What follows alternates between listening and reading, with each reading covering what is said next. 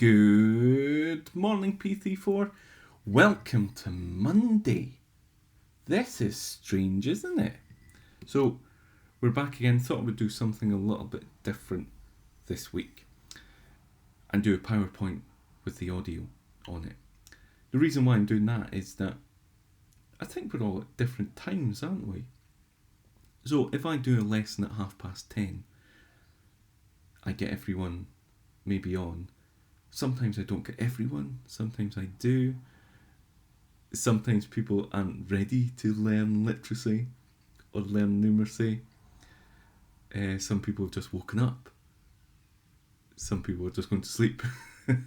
So I thought I would do a video so that you can start it and you can pause it and you can fast forward it and you can remind yourself of it throughout the day today.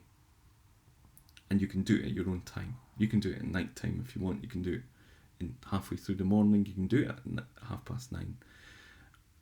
It's completely up to you. But I just want to start off by saying how much I miss you guys.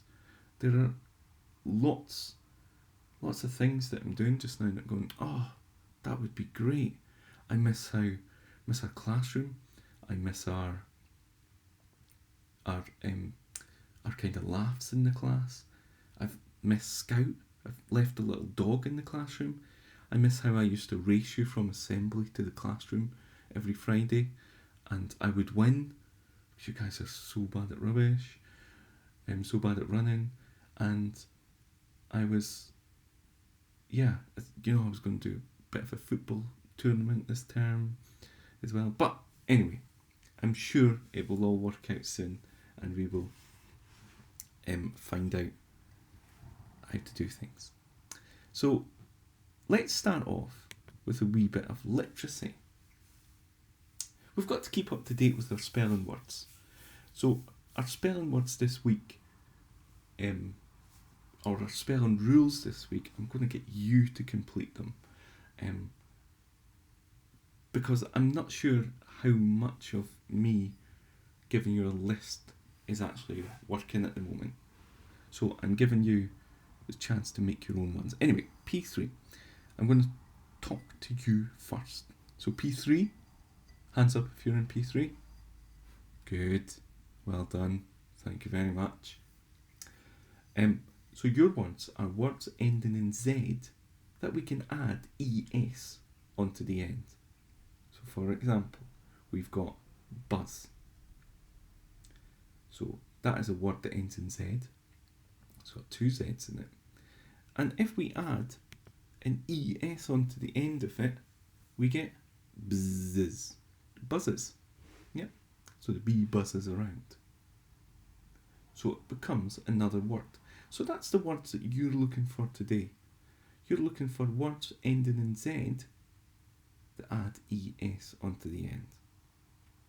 Now P3, you might want to listen to the P4 ones, or you might want to zoom ahead to the challenge. It's completely up to you.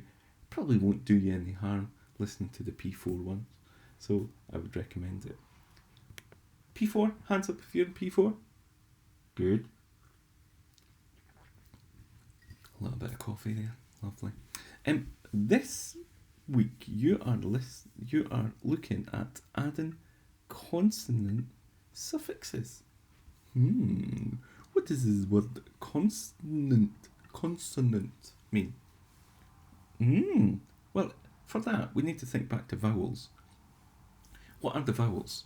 They are A, E, I, O, U. A, E, I, O, U. A, E, I, O, U. E, E, I, O, U. They are all the vowels. The consonants are every other letter of the alphabet. So vowels, A, E, I, O, U.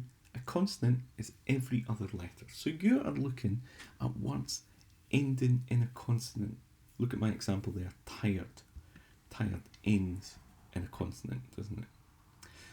And you are looking at those words and seeing if you can add full, ness, less to make another word. So for example, if I've got tired, I can add ness onto the end of it to make tiredness. Yeah? You with me? Good. So P3 and the P4th. Your spelling task today is to create your own 10 spelling words. Where could you find those spelling words? You can find them all about. Have a look around your house. Are there any words ending with Z? Are there some newspapers or magazines? What about in your books? Are there consonant suffixes there? Have a look if you've got a dictionary. Now you might be saying, Mr. Leonard, nobody has a dictionary anymore. Yes, they do.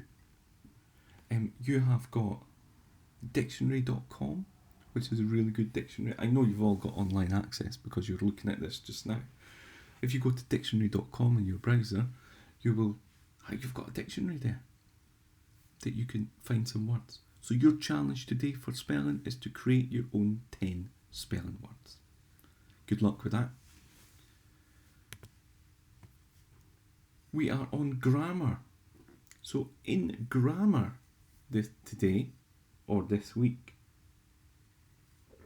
we are looking at simple, compound and complex sentences. So we've covered this a little bit before, simple, compound and complex sentences, but I would like to do it a little bit more because I'm not sure we all got it. So let's look at this sentence, a very true sentence. It says, Mr. Leonard is amazing. Ooh. Look at that sentence. I've missed something out in that sentence. 5 Class Dojo points if you can figure out what it is. I need to speak to you about Class Dojo points at the end. Remind me, somebody. So this is what we call a simple sentence. It's got a subject. Yep. Mr. Leonard is amazing. There we go. Simple sentence. Another simple sentence would be, the cat slept. Or Harris danced. Or Tom went to the zoo. Yeah, could be anything.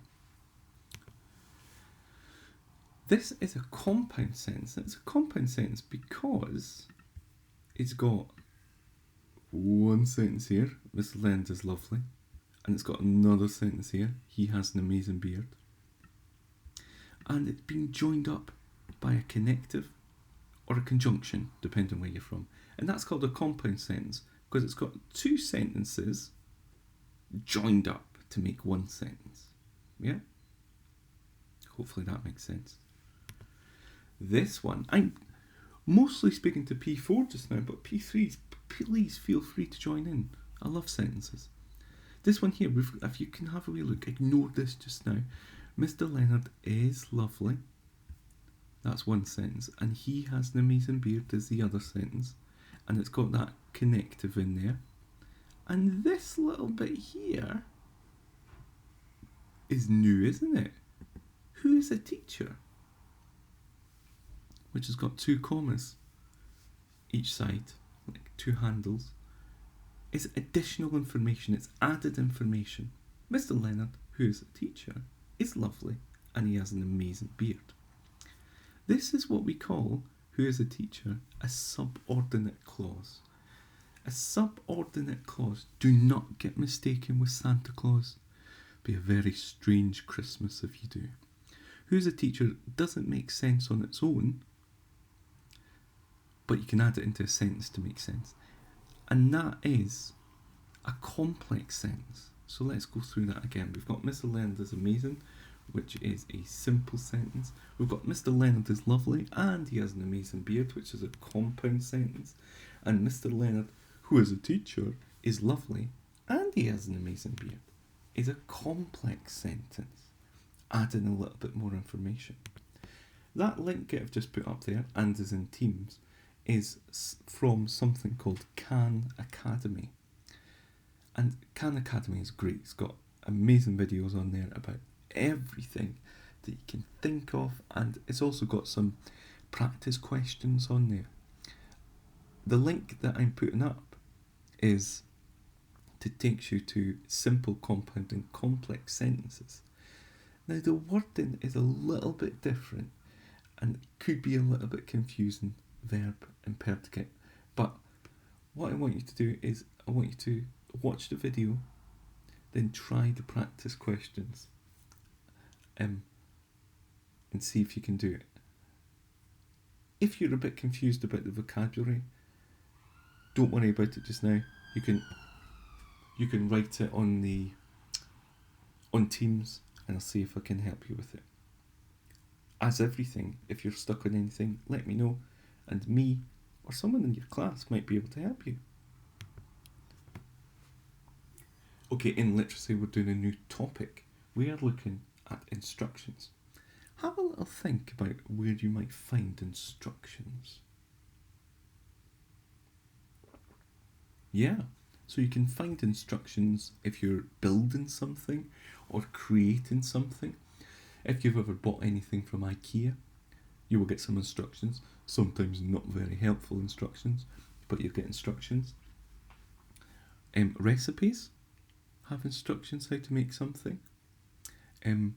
Grown-ups might have given you instructions how to tidy your room.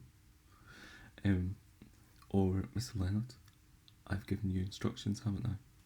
So, might be instructions how to go to assembly quietly. I've probably given you some instructions in the time. So today we're going to imagine that an alien comes down and they want to make breakfast, and we're going to give them a set of instructions to make breakfast. So let's have a little look. Instructions to make breakfast. Go downstairs and make breakfast. Let me just send my little things off. There we go. Go downstairs and make breakfast. Is that a good breakfast? Is that a good set of instructions? No, it's not a good set of instructions, isn't it? Because the instructions are to make breakfast, and one of the instructions is make breakfast. Nah. That's a rubbish one, isn't it? It needs to be a little bit more detail. Let's have a wee bit of a look. A wee bit more. Instructions to make breakfast. Go downstairs and eat toast. What is toast? How do you make it? How do you make it? Yeah, you need to be a little bit more information, a wee bit more information about it. So that's not good either, is it? And instructions to make breakfast, we've got a little bit better. Wake up and get dressed. Decide what you would like for breakfast. And if it's toast, how do you make toast? Well, you take bread out of the packet, don't you? You put it in the toaster. I don't want to see any instructions that say, get your grown-up to do it. No. Let's have a look here. So I've put in some steps. Steps are sometimes really useful to follow in instructions. So you know on it. So you know where you are. So your task today is to create a set of instructions for making breakfast. So how to make breakfast. So that's your task. At the bottom here, I've got class clips for BBC.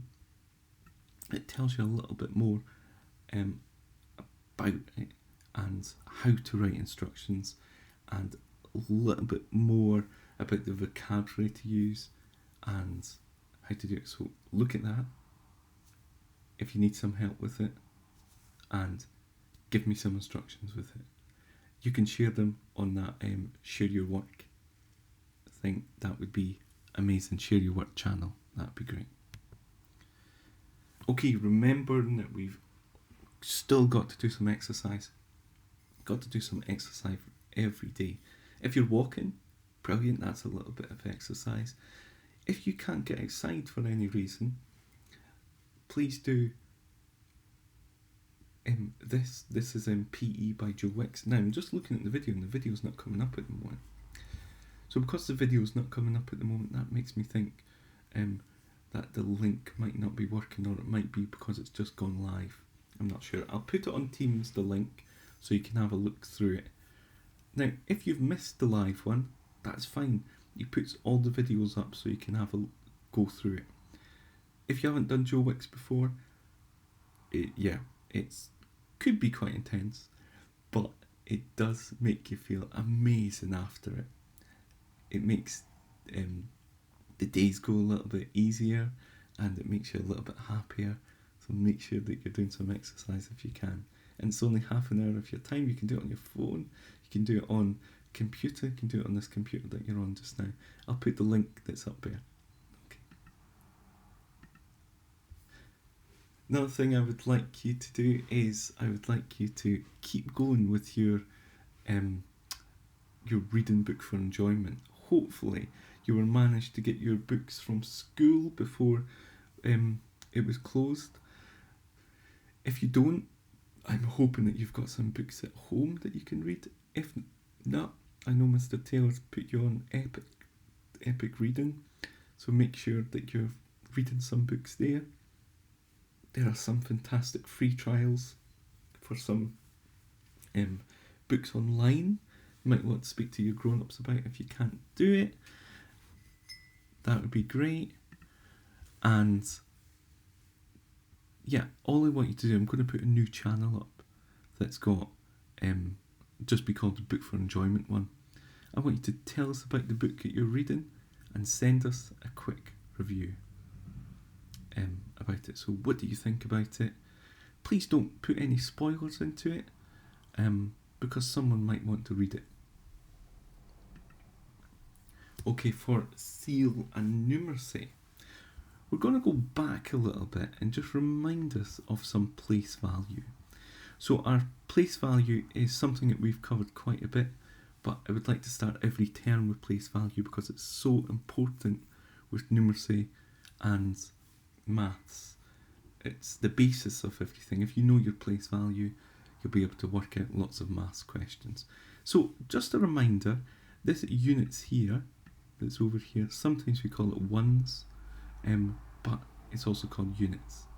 Then it moves up tens, hundreds, thousands, 10,000s, 100,000s, then it goes up quite a bit. So if we want to write down the word, the number 40, that would be 4 tens and 0 units.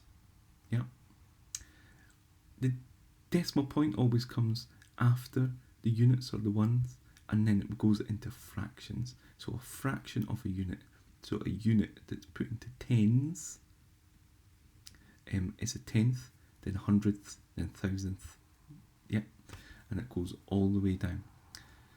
I want you to have a wee look at this website, which is BBC again, and it's place value for, and just remind you of place value, and it's got a few little games on there to just remind you remind yourself about it. And once you're finished and you're feeling quite confident about it, I've got a little Sum Dog challenge on there.